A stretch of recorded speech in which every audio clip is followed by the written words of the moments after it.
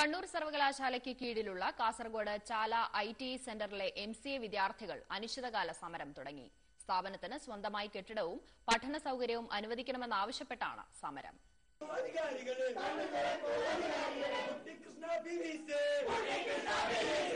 കണ്ണൂർ സർവകലാശാലയുടെ B.Ed കേന്ദ്രത്തിന്റെ 2 മുറികളിലായാണ് ഇപ്പോൾ MCA വിദ്യാർത്ഥികൾ പഠിക്കുന്നത്. 10 വർഷം മുൻപ് തുടങ്ങിയ സ്ഥാപനത്തിന് കഴിഞ്ഞ ജനുവരിക്ക് മുൻപായി സ്വന്തം കെട്ടിടം അനുവദിക്കുമെന്ന് സർവകലാശാല അധികൃതർ ഉറപ്പു നൽകിയിരുന്നു. എന്നാൽ ഇതിനായുള്ള നടപടികളൊന്നും തന്നെ തുടങ്ങിയിട്ടില്ല. സൌകര്യപ്രദമായ ലാബോ ആവശ്യമായത്ര കമ്പ്യൂട്ടറുകളോ ഇവിടെ ഇല്ലെന്ന് വിദ്യാർത്ഥികൾ പറയുന്നു. MCA എന്ന് പറഞ്ഞാൽ തന്നെ അതിന്റെ കമ്പ്യൂട്ടർ അതിന്റെ ഹൃദയവാക്കാണ്. ആ കമ്പ്യൂട്ടർ 40ഓളം കമ്പ്യൂട്ടർ ഉള്ള ഈ ലാബിൽ 36 കമ്പ്യൂട്ടർ വർക്ക് ചെയ്യാത്തതാണ്. അതിൽ 4 എണ്ണം മാത്രമാണ് വർക്ക് ചെയ്യുന്നത്. അത് വെച്ചിട്ട് 17-ാം തീയതി ഇവിടെ യൂണിവേഴ്സിറ്റി എക്സാം നടത്തുന്നുണ്ട്. 1 ലക്ഷം രൂപയാണ് കോഴ്സ് ഫീസ്. മറ്റു ജില്ലകളിൽ നിന്നുള്ള വിദ്യാർത്ഥികൾ വരെ ഇവിടെ പഠിക്കുന്നുണ്ട്. എന്നാൽ ഇവർക്ക് ഹോസ്റ്റലോ ക്യാന്റീനോ വാഹന സൌകര്യങ്ങളോ ഏർപ്പാടാക്കിയിട്ടില്ല. ഹോസ്റ്റലിൽ എന്ന് വെച്ചാൽ ഹോസ്റ്റൽ മാത്രമല്ല ക്യാന്റീന്റെയും പൈസ കൊടുക്കണം. അപ്പോൾ ഒരു മാസം എന്ന് വെച്ചിട്ട് 3000 രൂപയോളം വരും. അപ്പം ഒരു കൊല്ലത്ത് 36,000 രൂപ വരും.